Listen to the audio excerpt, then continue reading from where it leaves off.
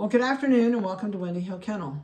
Today is the 1st of October and we're really excited to show you Siri's new litter of puppies. She has 3. They were born 4 days ago on the 28th and they're really doing super good. We were all shocked. We were all expecting, we were taking guesses on what they would be. We knew there wouldn't be as many as last time because last time that 9-pound poodle had 9 puppies. It was insane. So we were really glad to see she toned it down a little bit. So these guys are doing super, super good. I love the colors. I think if I had to have picked 3 puppies and say what colors I wanted out of that litter, this was a really great mix of colors. We have a chocolate and tan phantom. We have a black and tan phantom. And we have a beautiful blue merle. There's 1 girl, 2 boys, and I wish I could dial in. I had so many people want girls, but I wish I could dial in. I don't know why. Boys make phenomenal pets. If you were to leave them intact until they were 6 to 8 months old, which you don't want to do, it's much better if you could get them done earlier. Males make a better pet than a female because a female gets a little bit witchy when she comes into her heat cycles. So males are more even toned, more even tempered, and they all, once they're neutered and spayed, there's no difference between them. You have an it. You never have estrogen and you never had testosterone. So these guys are going to be able to go home starting on probably 11/23. They will be 8 weeks old. Will they be able to go home then? It depends on how they're eating. It really does. I think this one is going to be the smallest in the litter. These should not go over 10 pounds. They should be somewhere between, you're probably between 7, maybe 6 to 7 pounds up to 8 to 9 pounds. I don't think you'll go over 10. I mean, you could, but I doubt it. And that's always a gamble. It's like when people say, oh, this dog will only get this big, which like a client called me today and bought a mini Burmese doodle, I think it was, and it was supposed to get to 15 pounds and it weighs 62 pounds. I would say that the breeder didn't tell him really truthfully what size that puppy was going to be, and he may never have seen the parents. But we have both parents here on the property. So, what is that? I thought that was a gnat land on him. And they're both under 10 pounds. So I would be surprised. And even grandma is under 10 pounds. So that's my best guess for you, as we're going to be under 10 pounds. If they're eating really, really well, they can go home that week of 11/23. I doubt if they'll go home right on 11/23. But, and they may go as far as 11:30. But I just want to make sure that they're eating, because the biggest thing with these little guys is hypoglycemia. If you're feeding them wrong, they never get it if they're eating the way they need to eat when they want to eat. But when you limit their food and decide, oh, the bag says I should only give it X number of pieces in them a day, well, that's crazy. So we do recommend that you go home on our feeding schedule. And we do feed free choice, and we send them home with at least 5 pounds of the food that they're on here, so that you won't have any trouble switching them over.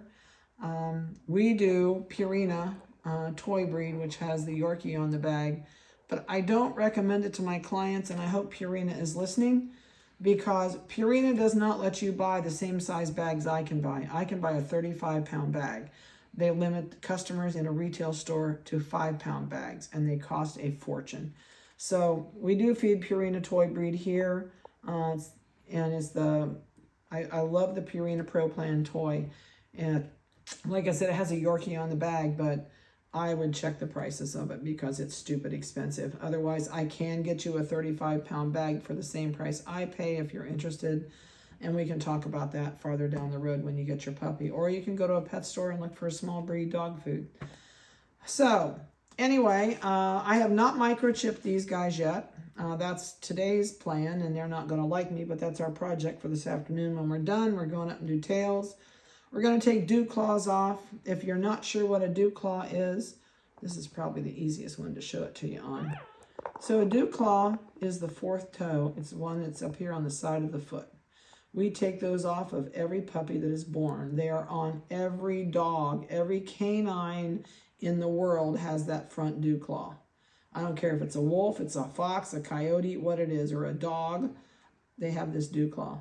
And believe me, when you're a groomer or you're grooming your own dogs or they run through, catch that toenail on something, they rip it up their leg, it's a pain in the butt and it's a pain to the dog. These guys do not have the extra toe. I guess it's would be the fifth toe. It's the same as our thumb. So they just get the four on the front. Oh my golly. 4 on the front and the fifth one on the side. We take the fifth one off. The backs on these guys don't have it, but I'll take that front one off. And I'll tell you, I've missed one on one of my clients' puppies, and I didn't realize it. And then when she had it spayed, her vet took that toenail off of the front foot. He charged her $320 to do it. I felt really bad when she called and told me, and she said, I thought you'd take those off. I said, I do. I said, I'm really sorry. We must have missed it if it was a large litter and I just didn't take it off. So I paid that vet bill for that dew claw because it was my fault. So it's so simple to take these off. It's a hemostat, clamp it, flick it, and you're done. And that vet was just highway robbery. So yeah, I'm not crazy about vets anymore. They take advantage of everybody. So tails are going to be done today, and dew claws will be done. And that's all we're going to do to you guys today, huh? And we'll microchip them. I have to be mean to them. We'll get it all done in one day. So this little female is, you can see the brown on her front legs. She's got brown coming in her eyebrows. She has brown in her ears. And if you can see, and Vanessa zooms in super, super, super close, it's closed. It's completely sealed shut. So that will open up. Both ears will open at the same time. These eyes start to open up. But for right now, all they do is hear muffled noises. And they can distinguish, us when they open their, they're used to us talking to them when they're little. This puppy will always have a brown nose. Will it have blue eyes? No, I doubt it. Totally doubt if anybody in this litter would have blue eyes.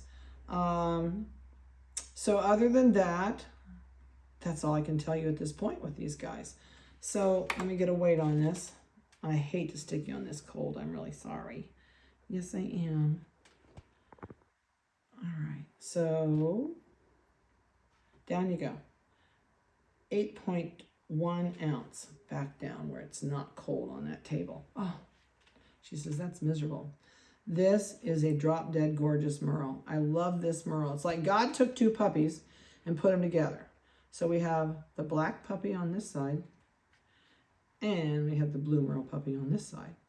And if you look at this puppy, there's a distinct line down the back where it changes. It goes, the line starts up here at the head. From where I'm looking at it, I can see the line. It goes down. Oh, you're going to move. It goes down here, right down through there, and right down the back. So it's almost like this puppy was split. This is a male. He's got blue on his belly. He says, oh, I'm going to yawn. He's got really no white on his chest, just a lot of blue merle. And, oh, he's got a really cool face. Let me show you this way. So if you look at this face, it's almost like a raccoon. He's black all over both eyes. They're equal. And then there's points. Can you see that easier that way than flipped over the other way? It's like he has a mask. This puppy would be a good puppy to call Bandit. Just saying. And same thing, dew claws on the front and no dew claws on the back. This toenail is actually, this 5th toenail, this is used when they breed another female. They get up and that toenail holds them in her, in the female's coat so they don't fall off. So that's basically what that toenail is for. So yeah, that comes off. All right. I gotta weigh you, don't I? I'm sorry, we're gonna make you cold. Yeah, we're gonna make you cold. 7.7 ounces. And this leg is black all the way down. And this leg is spotted all the way down. You are oddly marked. I love your face though. You look just like a raccoon. Rocky raccoon. All right, no, you can't snuggle. You can't snuggle with that one. Go over here and snuggle with this one. Come over this way. There you go. All right, so this one is the little one. I'm pretty sure this is the littlest one. He says, oh, I got to stretch. So you can see up his legs. He's got brown on the toes. It's just coming in. It'll get brighter and you'll be able to see it more as it goes. He's got brown up the front legs, brown up this front leg. And let me see their peekers. Yeah, he's getting brown in this ear, but it's really hard to see. But there is brown right down there where the hole in his ear is going to open. And you can't see it yet on the cheeks, but it's coming in on his cheeks. He said, I just want to go to sleep. I don't want to get up. Can you curl up in a ball? Oh, I was going to microchip him. He's not microchipped. Okay, let's see what he weighs. I hate to lay you up there, Pumpkin. I know it. He says, just hold me and let me sleep. Lay down there. 6.4 ounces. You're off the cold spot. So that's the crew. They're doing really, really good. And I don't anticipate any issues with anybody. We'll get tails and dew claws and microchip done today, and then I'll leave them alone. We really don't mess with them much except to check them every day, make sure they're okay. Their bodies are gaining weight. They feel warm to touch. And Mom lays with them pretty much all the time when they're this age. Usually at 2 weeks, Mom starts breaking away from them a little bit. But a puppy cannot control its body temperature. So if I were to lay it on a cold table, it would soon drop its body temperature down to match the cold table. So that's one reason the mother stays with them solidly for the first 2 weeks. She gets out long enough to get a drink, eat, and go right back in. And when she's not there, they actually will not lay like this comfortably. They pile on top of each other because they're cold. And they're trying to get body heat off of each other to keep warm until Mom gets back. So that is your animal information for the day, is they cannot control body temperature till 2 weeks old. So I hope you've enjoyed their video. We will get pictures on the website, and we'll do a new video each week so you can watch it grow and see the changes. And other than that, if you have any questions, you're more than welcome to give me a call. So have a great week and a blessed one, and we will talk to you next week.